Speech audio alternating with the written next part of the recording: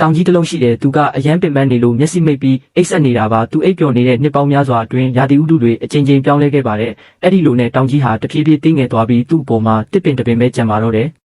ဒါတောင်မှဒီတောင်လေးကဆက်အိတ်နေတော့ပဲရုတ်တရက်အတန်တစ်ခုကြားလို့နိုးလာပြီးကြည့်လိုက်တော့လူတစ်ယောက်ကသူ့အပေါ်မှာရှိတဲ့တပင်တဲသောတစ်ပင်ကိုခုတ်နေတာကိုတွေ့လိုက်ရတယ်အေးလေမင်းတို့သဘောပဲဆိုပြီးပြန်အိတ်ဖို့ပြင်ပေမဲ့အတန်တွေကထက်ကြားလာပြန်နေကြည့်လိုက်တော့အိတ်ဆောက်ဖို့အတွက်တစ်ပင်တွေကိုဝိုင်းခုတ်နေကြတာပါဒီတောင်လေးဟာစူညံတန်တွေကိုမခံနိုင်တော့တာကြောင့်အဲ့ဒီနေရာကနေထွက်လာခဲ့ပါတယ်သူအိတ်ဖို့နေရာတစ်ခုရှာပြီးလှဲအိတ်လိုက်ပေမဲ့လူတစ်ယောက်ရောက်လာပြီးသူ့ကိုမသွားပြန်ပါတယ်ပြီးတော့သူ့ကိုအဝိုင်းပုံစံလုပ်ပြီးဂျုံကျိတ်တဲ့ကြောက်ပြင်ဖြစ်အသုံးပြုကြပါတယ်ဒုက္ခများအိမ်မရတဲ့အပြင်ခေါင်းတွေပါမူးနှောက်နေတာပေါ့နှစ်တော်ကြာတော့ရဲတွေကအဲ့ဒီစက်ရုံကိုပိတ်လိုက်ပြီးကြောက်တုံးကိုယူသွားကြပါတယ်အဲ့ဒီနောက်ကြောက်တုံးကိုအလုံးလေးဖြစ်အောင်ထုခွဲပြီးအမြောက်ဆန်ဖြစ်အသုံးပြုကရန်သူတင်မောတွေကိုပစ်ခတ်ကြပါတယ်ဒီလိုနဲ့ကြောက်တုံးလေးဟာပင်လယ်ထဲပြုတ်ကျပြီးရေထဲမှာတဖြည်းဖြည်းအကြီးပျော်သွားပါတယ်သူဟာအိတ်ဆက်ဖို့နေရာကိုနေရာအနှံ့လိုက်ရှာပေမဲ့နေရာတိုင်းမှာပုံစံမျိုးမျိုးပြောင်းလဲပြီးတဆစီဖြစ်ကပိုသေးငယ်သွားပါတယ်နောက်ဆုံးမှာတော့ဖုံးမုံလေးဖြစ်နေကမ်းခြေတစ်ခုကိုရောက်သွားခဲ့ပါတယ်အဲ့ဒီမှာအိတ်လို့ရမလားလို့ကြည့်ပေမဲ့အဲ့ဒီကတဲတွေကိုပါလူတွေကထပ်ယူသွားကြပြန်တဲ့အဲ့ဒီတဲတွေကိုအရေးဖြော်ပြီးဂျိုးတူးရဲ့အစိပ်ပိုင်းတစ်ခုအဖြစ်ဖန်တီးက